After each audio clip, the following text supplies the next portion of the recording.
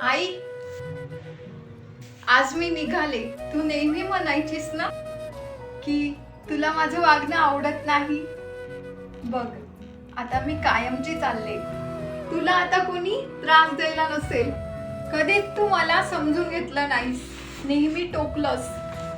वाटतं मी अजूनही ती छोटी मुलगी आहे, तिच्याकडे नेहमी लक्ष द्यावं लागतं. पण आता मी मोठी झालीये, मला माझं आयुष्य माझ्या पद्धतीने जगायचंय. चालले मी आता दूर एकदम.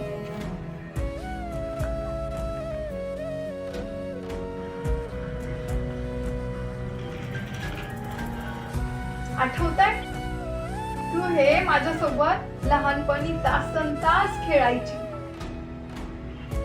तेव्हा वाटायचं तू जगातली सर्वात बेस्ट आई आहेस. मग अचानक काय झालं ग तुला? तू इतकी बदलली का? तू माझ्याशी बोलणं का सोडलं ग?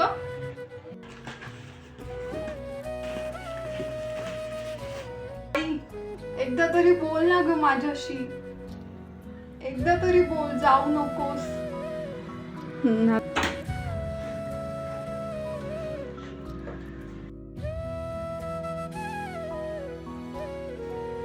एकदा पण विचारलं नाही मी येते का मम्मी का काय.